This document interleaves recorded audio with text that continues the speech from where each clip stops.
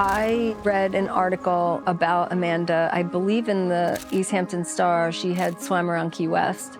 I had done the Bermuda 10K and I wanted to see if I could go farther. So I contacted her to ask her about the swim, what she thought of it. She said, well, you're gonna need a kayaker. I can kayak for you. We met at the airport for the first time. We went back and forth via email. We had so much fun, just the two of us. When we had that amazing weekend in Key West, and one of the things that she told me was she had been thinking about doing this swim from Montauk to Block Island since 2008. So I had told her, when you're ready, I'll crew for you. Over the years, it would come up and then it would be kind of put back down and then come up, and kids happen during that time and life, and we were talking and I said, well, what do you think about attempting Block to Montauk or Montauk to Block? She was like, I haven't been training, I'm not gonna be ready, but I'll kayak for you. I said, we'll only do it if we do it together. And it was just like a little respect thing that we had that was really special.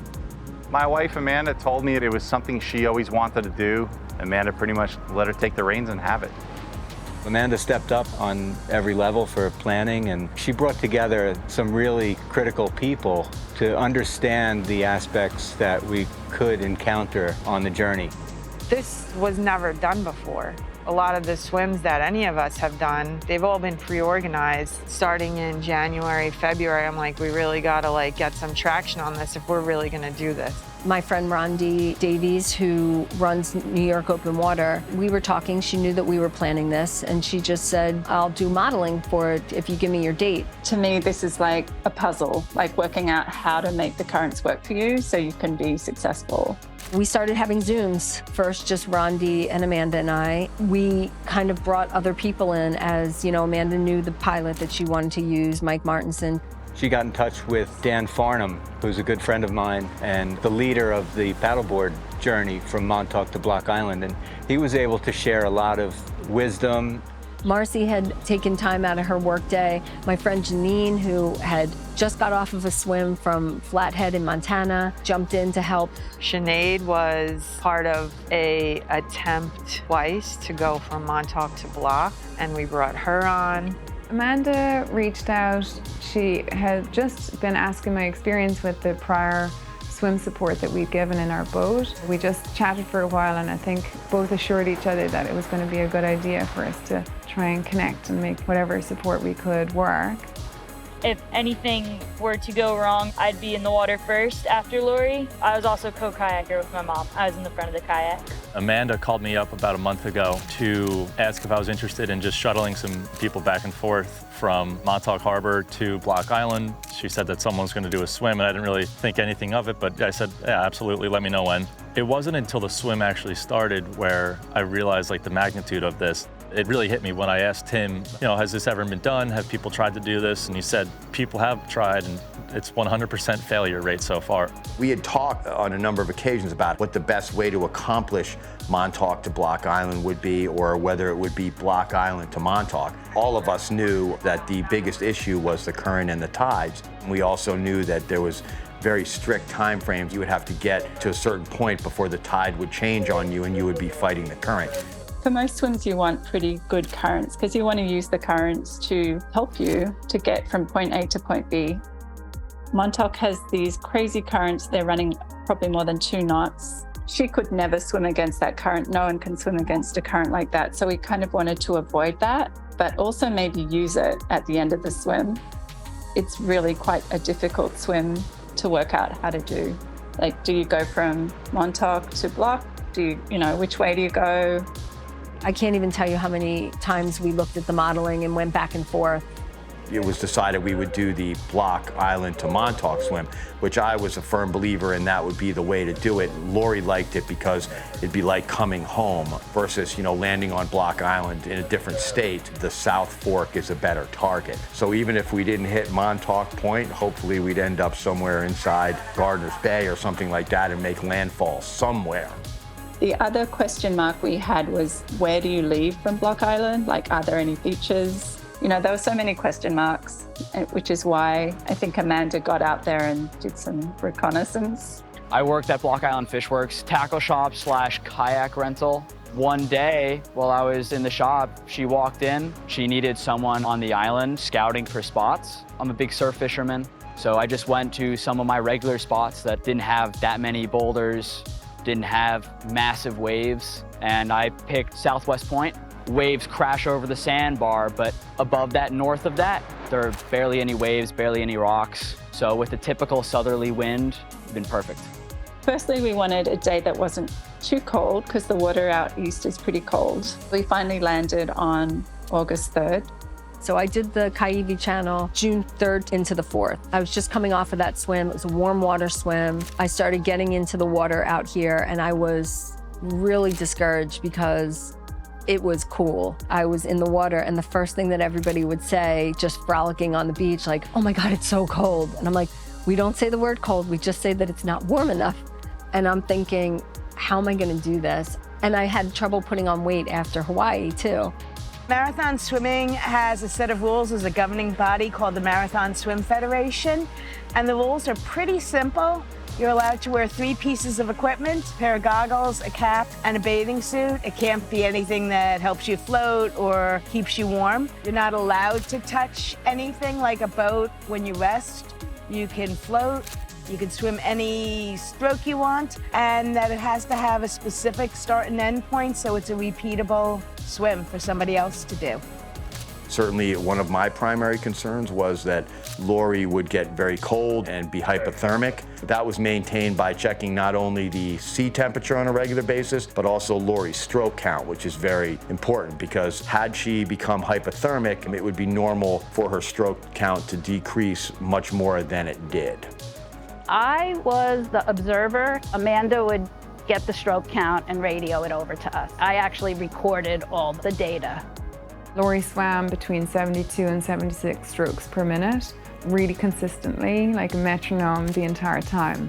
You know, I always come back and we spend the summer swimming together and kind of celebrating the year. But this was going to be in our backyard, experienced by the people that I started open water swimming with, that have always been there for me and always so encouraging. And everybody was doing their part. Amanda had put this amazing team together. The boat pilots were ready. Everybody did their part. Now I had to do my part. They put together a team of legends. There was such a good mix of people that were on it, you know, and everyone was there for Lori and everyone was there for everyone.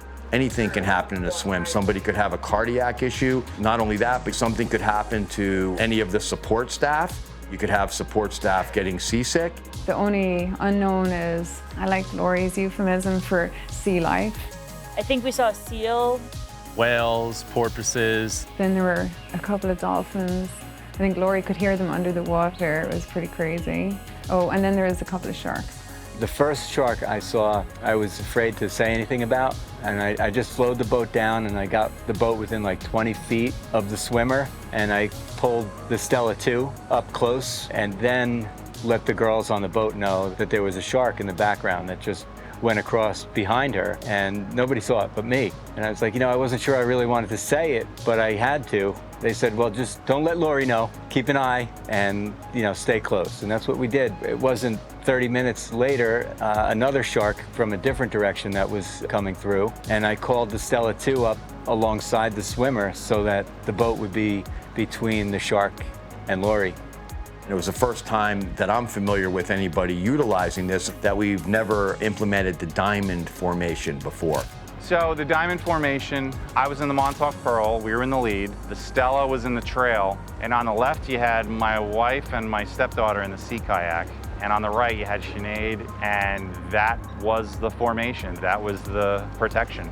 Our role in the aft boat was basically if somebody needed something, we could break from our position without the head boat breaking off the navigation line. The front boat was basically the navigator boat. So that boat was in charge of following the navigation line that was being remotely inputted. So that was a very important job that Captain Mike had, following that line.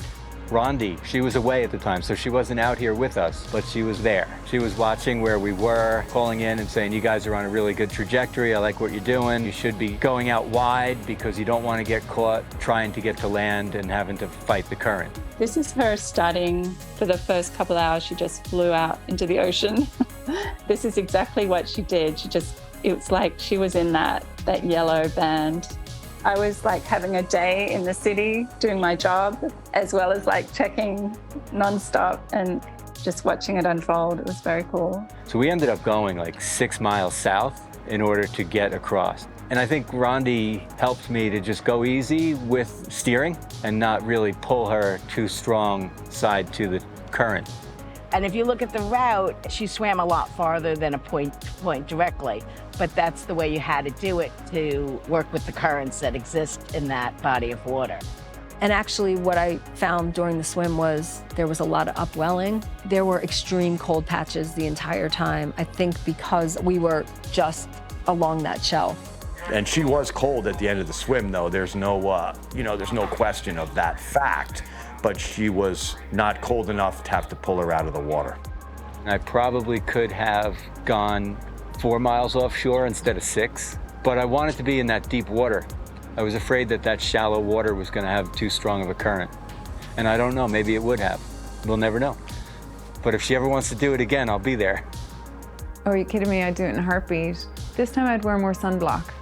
That would be the only thing that would be different. I will always be forever honored that Lori invited me to be part of her crew for this swim.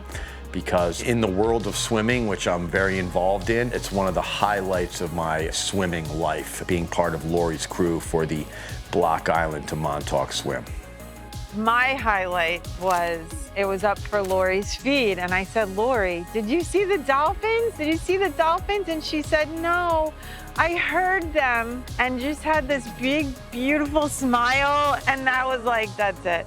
I don't think I've ever smiled during a swim. I'm all business. I don't really talk much, and I could not help but just smile when I looked up, and I don't know why I'm getting emotional. It's like you talk about something for so long, and there was Amanda, and she just had this huge smile on her face. I was so happy that she was going to her family, because she does so many of these swims. It's traveling, and her family doesn't go with her. So this is one of the very few swims that her family actually got to be at the finish for a big swim. I was coming out of the water and I saw Tim's girlfriend. She was hoping to be on the water that day, but she couldn't be. She was standing there. She was the first person that I saw, and she was holding the towel up. She just wrapped the towel around me, and she folded me in her arms, and I just cried. And then my kids came over, my husband, and they were there to greet me and hug me, and it was just so beautiful in so many ways. Talking about it for so long, the significance of where we were, what we had accomplished, and the finish, you can't even describe it.